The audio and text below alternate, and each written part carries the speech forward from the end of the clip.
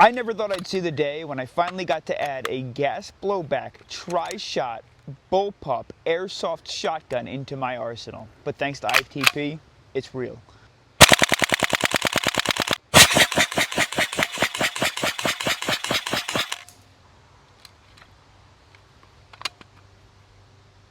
What I have for you today is an official fire testing and review of the ITP Airsoft Sega-12 conversion kit to the Groza-12.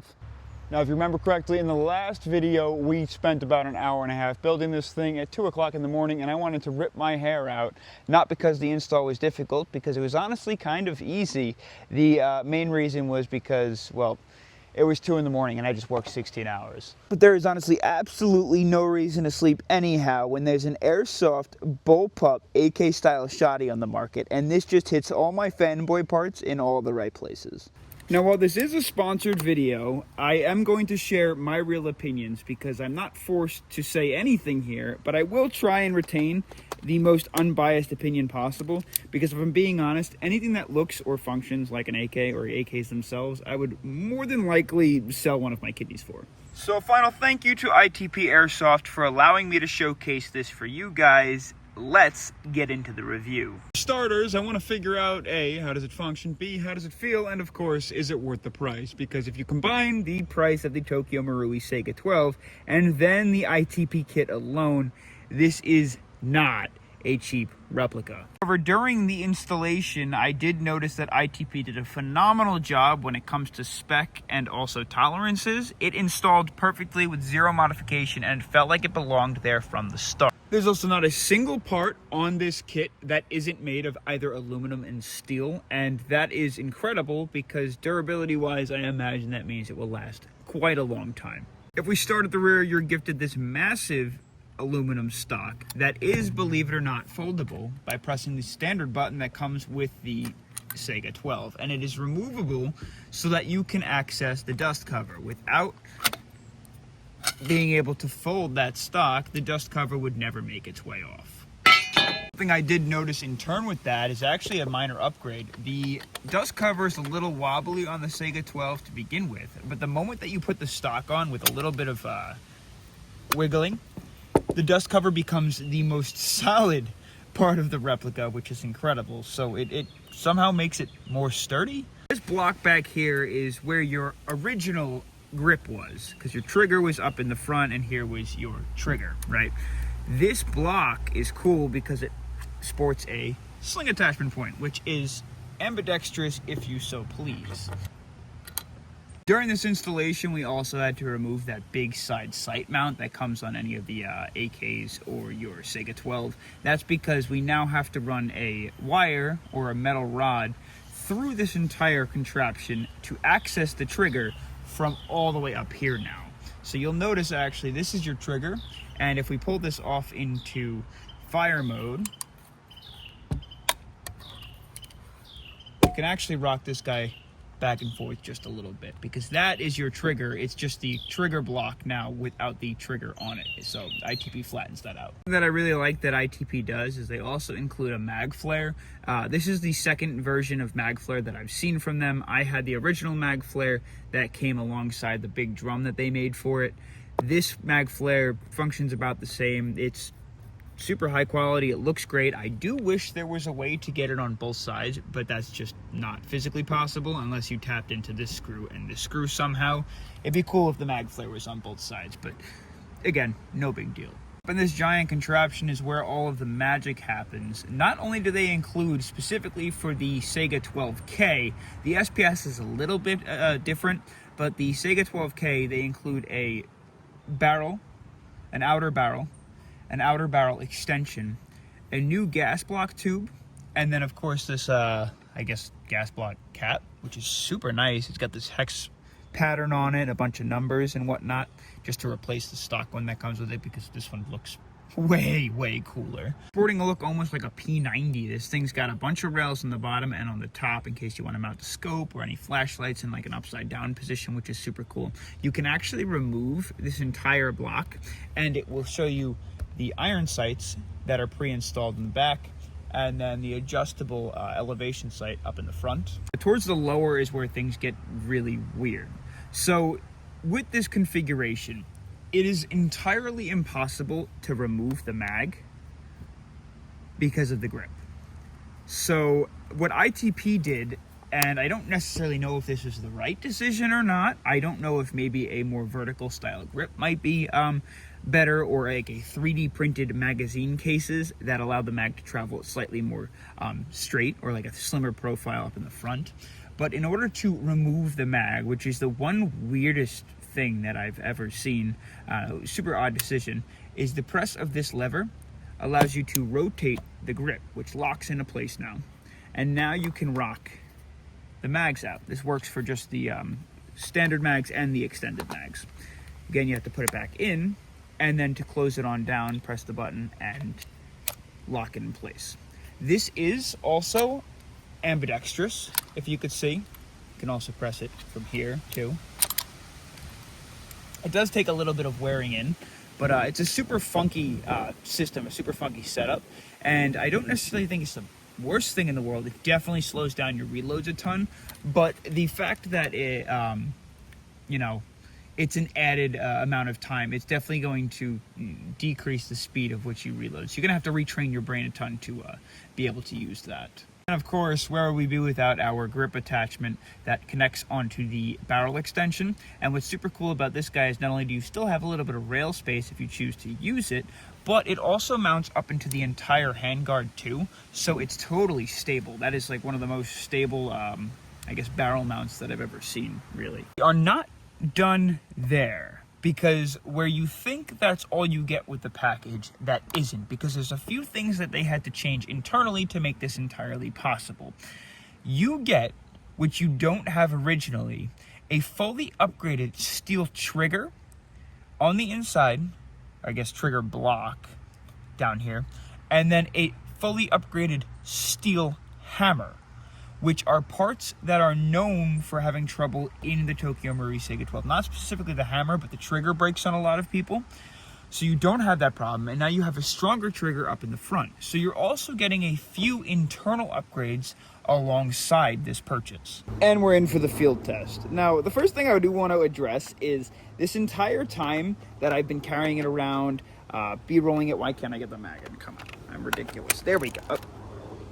Am I special? Okay.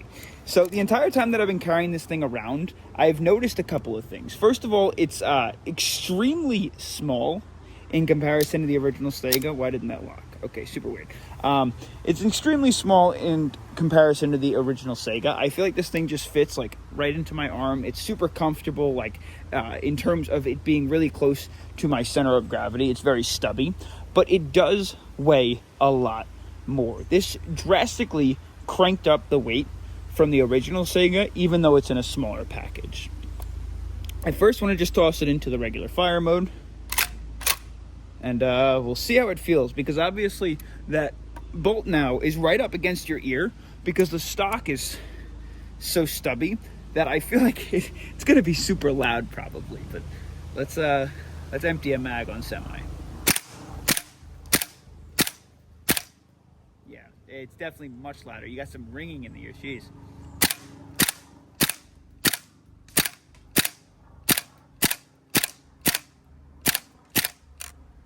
I also think in terms of like recoil, with the shorter stock, you kind of feel it a little bit more. I don't know if it may be just like in my head or not. Maybe it is, but the stock is also and just completely aluminum. There's no like plastic or any rubber on the end, so it rams right back into the back of the shoulder. And the bolt of the Saiga is already relatively heavy to begin with, so that's definitely super noticeable. Let's pop this guy to the side and pull the mag out, and we'll load it again. So something super fun about my Saiga 12K is it's not an SBS, but it still does come featuring that full auto mode.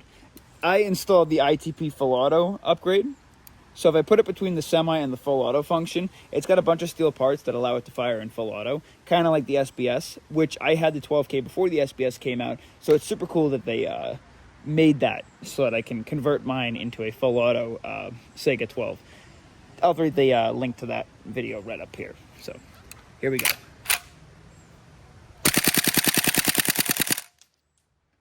that is just evil. And honestly, that's not the weirdest reload. Just pop that out, pop the mag, load another mag in, and then load that closed. The one thing that I do notice is ergonomically, my wrist is kind of held in a very aggressive angle, and it's tight for my thumb. There's a lot of pressure like right up here on the thumb when you are holding the grip. And that's just because like there's really nowhere for your wrist to go because the mag is so dang close. But it's not bad. It's not bad. It's definitely not the most comfortable thing in the world, but I don't know. It's a bullpup AK. So I think one of the bigger challenges here that I'm trying to figure out now is what's the most comfortable way to reload this thing. So like if I fire off a bunch of shots, right? And we'll go ahead and dump this guy on semi.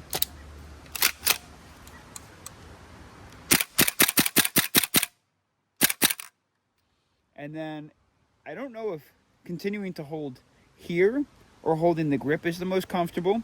The other thing is I feel like holding it like this with the handle is a little bit awkward. So maybe reloading with my right hand might be more comfortable. I don't know. That's super weird. Why is that not going? That's odd. That time it went. That time it didn't go. Maybe it just has to wear in a ton. Okay, ready? So we got the finger on it and here, and then reload. That is weird. Or is it reload here? No, definitely not right hand. That feels stupid. I don't even know why I thought that. Okay. I don't know. See, I went to go like reload with the right hand. Why is it not going now? It's weird. When I push it from this side, it goes just fine. But for some reason, when I pushed it from this side, it wasn't. There we go. I think it's not inserted all the way. So if I don't have it inserted all the way, I think this gets stuck. So you have to make sure you really crank this guy down. Also, before, I made myself bleed because I got stuck here. So be careful about that. With gloves on, I'm sure it won't be a problem. You just got to get used to this and wear this guy in. But that is, that's going to take some serious getting used to. For sure. And it's quality check time. I want to take a look at all of its tolerances, because I said the tolerances felt really good when I installed it. But, handling it now, there is no movement besides the little cover that comes with the Sega and this little rattler cutie mount here. It is rock solid. Like that is, there's no movement. The grip you would think had movement in it because obviously it moves, but there is absolutely none. I have no idea how they did that. The grip is totally rock solid. The stock even is more solid than the original stock. Like it's a brick and it's heavy. I have no idea how much this thing weighs now, but it's not light. Else I really get to necessary that I mentioned. Even though this thing was built with great tolerances, I still had to put Loctite glue on every single screw on this thing. I also did it to all of the screws that were on the Sega originally when we installed it, just because I wanted to make sure that it was nice and snug and stable and things weren't going to unscrew and damage themselves. But yeah, I mean, if you watch the video, I Loctited everything while I was installing it so that I didn't have to worry about that later on. I personally think ITP did an unbelievable job. And when it comes to upgrades for replicas, not only do they have a lot of crazy cool things coming out in the near future, but they have so much cool stuff already available. And they're just thinking outside the box. It's so much different from the stuff that you regularly see all over the market already. Although you can get a really good replica for about half the price of what you're paying for, not including mags, for the Tokyo Marui Sega 12 and then the ITP kit on top of that, it absolutely lives up to what I expected. And you get so much more than you would ever imagine. You're already upgrading some of the internal parts now, and you're turning a replica from something that you see all over the place into something that you're probably not going to see it all on the field, which is even cooler. It's unique, it's different, it's beautiful. If, however, you wanted to argue that ergonomically it's a nightmare, you'd be absolutely right. This is ridiculous, and it's by far one of the worst reloading mechanisms. Coolest ideas, but worst reloading mechanisms that I've ever had to deal with. It's not easy. It takes forever. It's super clunky. It's super weird. And in reality, it's not the most comfortable thing to hold. But that's not why we got it. We got it because it's airsoft and it's freaking awesome. Basically, all in all, I absolutely love this thing. And you be the judge. Let me know what you think in the comments below. If you think there was any changes that could have been made, I personally think it's incredible. I don't know if maybe you could have made this grip a little bit straighter to help with the mag rocking, or even 3D print mag covers that will keep the mag slightly more straighter, get rid of this entire system here so you can rock and lock it with no problem. I don't even know if that's physically possible, but even if it's not, I love this thing. So thank you again, ITP, for letting me take a look at this, install it for everybody, and showcase it, because this has now become my favorite thing that I own.